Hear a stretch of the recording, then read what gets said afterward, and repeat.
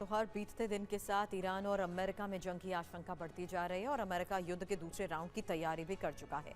हमला किसी भी वक्त हो सकता है। सवाल यही है कि आखिर ईरान की क्या तैयारी है और अगर ईरान पर फिर से हमला हुआ तो ईरानी फौज किस तरह की जवाबी कार्रवाई करेगी। उससे बड़ी बात एक और है, आखिर ईरान के लोग जंग को लेकर सोचते क्या हैं, और यही जानने के लिए पहला और इकलौता भारतीय news channel TV9 Bharatvarsh Iran पहुंचा है। TV9 भारतवर्ष के रिपोर्टर सुमेरा खान ने तेहरान से लेकर कुम और करज तक एक्सक्लूसिव पड़ताल की है। ईरान में मौजूद TV9 भारतवर्ष की टीम लगातार इसी की पड़ताल कर रही है। TV9 भारतवर्ष की टीम ईरान की धार्मिक राजधानी कही जाने वाली कुम शहर भी पहुंची। कुम शियाओं का सबसे बड़ा धार्मिक केंद्र है। ईरान की हुकूमत उसी राह पर चलती है जो कुम के धार्मिक गुरु चाहते हैं। यही वजह है कि TV9 की रिपोर्टर सुमेरा खान कुम पहुंची। मैं इस वक्त मौजूद हूँ कुम शहर में, ईरान से 140 किलोमीटर दूर। ये वो जगह है जो हार्ट कहा जा सकता है, दिल कहा जा सकता है ईरानी रेवोल्यूशन का। और यहाँ जहाँ मैं इस वक्त मौजूद हूँ, यहाँ बड़ा हमला किया गया था अमेरिका और इजराइल द्वारा। ये जो जगह है, यहाँ पर मिसाइल से हमला किया गया और देखिए किस तरह का नुकसान उस हमले की वजह से हुआ। ये जो पूरी इमारत है, जो पूरी बिल्डिंग है, वो पूरी तरह से पैनकेक कर गई, यानी नीचे की तरफ चली गई। उसकी नींव तक पूरी तरह से ख़त्म हो गई। क्योंकि आपको याद होगा तब जब आयतुल्लाह अली खामेनी पर हमला किया गया और वो नहीं रहे, उसके बाद एक बड़ी चुनौती थी ईरान के लिए अपने नए सुप्रीम लीडर को चुनना। और इस वजह से ये चर्चा थी कि जो 88 लीडर हैं, ये जो जगह है इसे खुबरगाने मजलिस कहा जाता है। और यहाँ पर वो जो 88 सदस्य हैं जिन्हें चुनना था सुप्रीम लीडर को, उन्हें इकट्ठा होना था। ये इंटेलिजेंस और ये जानकारी सामने आई थी कि यहाँ पर वो इकट्ठा होंगे और वो जो लोग हैं वो बैठकर ये तय करेंगे कि कौन होगा नया सुप्रीम लीडर ईरान का। और यहाँ उन्हें मिलना था।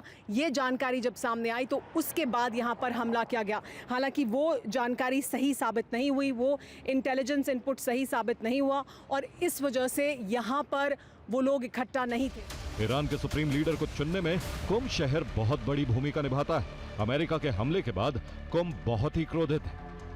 TV9 भारतवर्ष की रिपोर्टर सुमेरा खान तेहरान के हाई सिक्योरिटी जोन में मौजूद आयतुल्लाह अली खामेनी के घर पहुंची। वहां उन्हें बदले की आग में जल रही भारी भीड़ दिखी।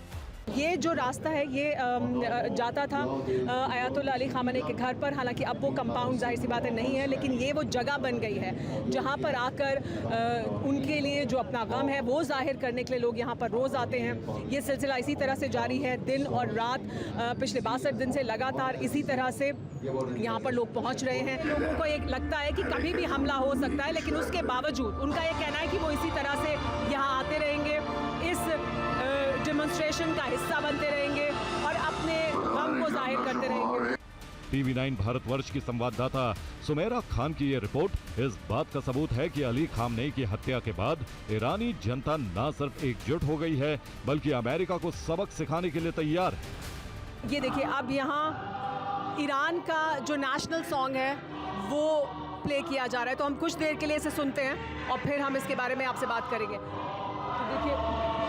तो देखिए ये यहाँ ये जो महिलाएं हैं उनके आप सरों पर एक ख़ास तरह का जो काफिया है वो भी देख रहे हैं। ये फ़िलिस्तीन वाला चेक है, यानी वाइट और ब्लैक चेक, जिस पे आयतुल्लाह मुश्तबा खामेनी की तस्वीर है। यानी अब यहाँ पर आयतुल्लाह अली खामेनी के लिए यहाँ लोग आए हैं, लेकिन साथ ही एक संदेश ये भी है कि अब जो लीडरशिप है वो मुश्तबा अली खामेनी के हाथ में है। ईरान ने सबसे पहले बर्बाद हुए अपने सैन्य ठिकानों और हथियारों को ठीक किया।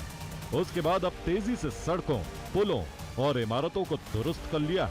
TV9 भारतवर्ष की रिपोर्टर सुमेरा खान जब ईरान के करज शहर पहुंची तो वहां बर्बाद हुए पुल का पुनर्निर्माण किया जा रहा था। अब इस ब्रिज को वापस एक बार फिर रीबिल्ड करने का जो काम है वो शुरू हो गया है। लेकिन ख़ास बात यह है कि ये ब्रिज ही क्यों निशाने पर था, इस ब्रिज को ही क्यों टारगेट किया गया, इस ब्रिज पर क्यों हमला किया गया अमेरिका द्वारा। लेकिन ये ब्रिज अपने आप में अहमियत इसलिए रखता है क्योंकि तेहरान से लोग वेडनेसडे को आमतौर पर जब वीकेंड होता है तो वीकेंड के लिए तेहरान से बाहर निकलते हैं और वो फिर जब रोड्स का इस्तेमाल करते हैं तो ट्रैफिक बहुत ज़्यादा हो जाता है। तो ट्रैफिक को डाइवर्ट करने के लिए इस ब्रिज की अहमियत थी।